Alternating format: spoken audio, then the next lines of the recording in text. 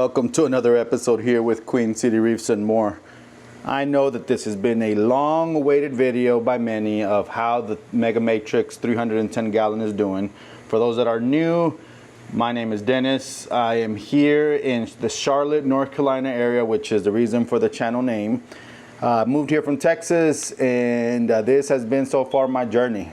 So you definitely want to follow all the other episodes that I've put on, especially from the beginning, so explaining, you know, what happened with the previous tank that I had, so on and so forth. But for now, this here is the Planet Aquariums Mega Matrix 310 gallon aquarium. This tank right here is 8 foot long by 2.5 feet front to back and 2 feet top to bottom. So it is a pretty big aquarium, I would say. As you can see, I have a mix of fish, a lot of them actually, a lot of tangs, which are some of my favorite. Then I would say that it's wrasses and angels. I mean, honestly, it's hard to say which one is my favorite fish when it comes to, you know, specific species, or no, it's hard to say which one is my favorite fish when it comes to overall, right? I would maybe say that I have a favorite in each specific species, and then, you know, we can definitely go from there. But for now, what I'm doing today is an update on how this tank is doing, talk a little bit about what I've been doing with this tank, what it's gone through, and where we at right now. If you see here, you'll see a bucket. I'm about to take some water out, and I'm gonna start removing some of these corals, some of these rocks, because we're actually doing a rescape on this tank. I love the way this area looks with the arc there and with that one there. And so I actually gave away one of those rocks already. So I'm gonna take that one out that has the green bird's nest on it. And then I'm gonna see if I can kind of put other rocks in other areas so that I can actually fit another one of these 3-foot arches, and this one that you can barely see right here is another 2-foot one.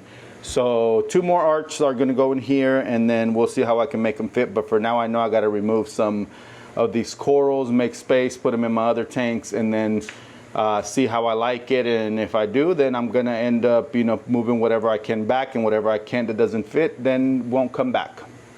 All right, so what has this tank gone through so far? So far, this tank has gone through near-death experience. Let's put it that way. So I, for a long time, was doing just 10% water changes. But as you can see here, I have large fish. And so I don't think water changes was enough anymore.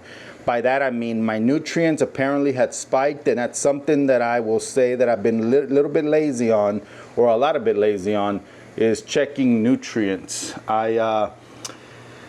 I had a friend check them, and they were okay, nothing to be paranoid about. But what I didn't realize, I guess, is that in between that time and the time that I finally noticed that it had gone way up, was that I had actually started to see a lot of STNing, a lot of tissue recession when it came to the gonnies. And I started to get a bit worried. So I started, you know, I checked everything, the parameters at the time that I did. The phosphates were high, but I wouldn't say too high. They were about 0.6, 0.7. And then nitrates has always been low, around 15 to 20. And so, you know, salinity was perfect, temperature was perfect, pH was perfect, you know, alkalinity, calcium, magnesium, all that was good. And so then I started thinking, maybe it's a bacterial issue. Maybe I have a bacterial issue. And sure enough, I did go the route that everybody's saying do not do, but I just felt like I had no choice, which is dose the tank with Cipro. After I did that, I will say that I actually saw positive results. The STN did definitely stop. The tissue recession on some of the gonnies definitely stopped, and everything starting to look good. What I didn't realize is that, what I didn't think of, and I guess it's something that I definitely want to make sure to share with y'all, is that when I did that, I messed up the balance of the bacteria within the aquarium and never thought of it. And so I would say maybe a few months later, I started noticing again die-off, and again, I'm like, okay, there's no way that it could be a bacterial issue. You know, I dosed the whole tank. You never know, but you know, that was my thought. And so I decided to again check parameters, and then when I discovered that my phosphates were above 0.999, which is when the Hanna ultra low one starts flashing, it means it's way over 1. So I decided to start dosing the phosphate ban, I think is what it's called, which is a way to lower your phosphates. I didn't try to do it as soon as possible, but faster than other ways, which, you know, for example, GFO, I felt like it would take too long. So through a course of maybe a week, I dosed a specific amount to the tank, and I finally was able to get it to a readable amount that the HANA phosphate reader could read. And I started from 0.7 to 0.5 to 0.4 to 0.2, and I stopped at 0.2. And so I want to say that after I did that, oh my God, did I see a lot of, you don't see them here because I've actually made a whole tank dedicated to these corals, but the hammers and torches, you could see how much better they were doing after I reduced the phosphates. And it just wowed me on how effective they were, where I started seeing them, you know, start you know, doing the polyp bailout and all that kind of stuff that started, you know, showing death in them. And I was a bit worried that I was going to lose them, but luckily, you know, I figured it out. I lowered the phosphates, and now what I've done is I actually started using GFO as well to keep the phosphates down, and, you know, and no longer using the lanthium, I think is what it's called.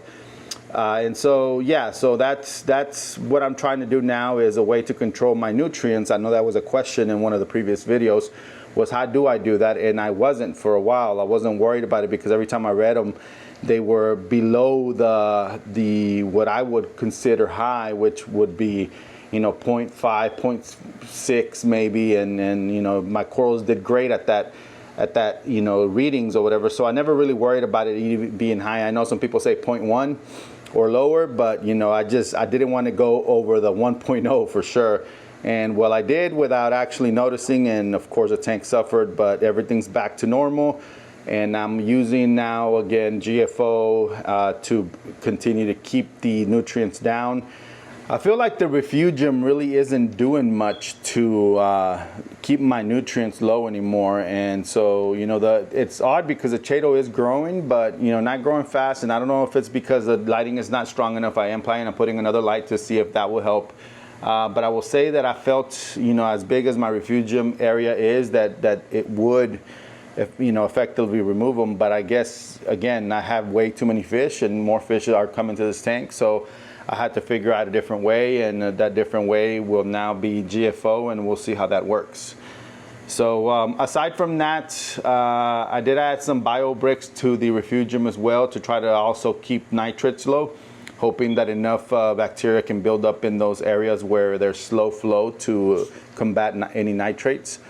And aside from that, that's really it. Oh yeah, you know what, actually there's another thing that I forgot to mention.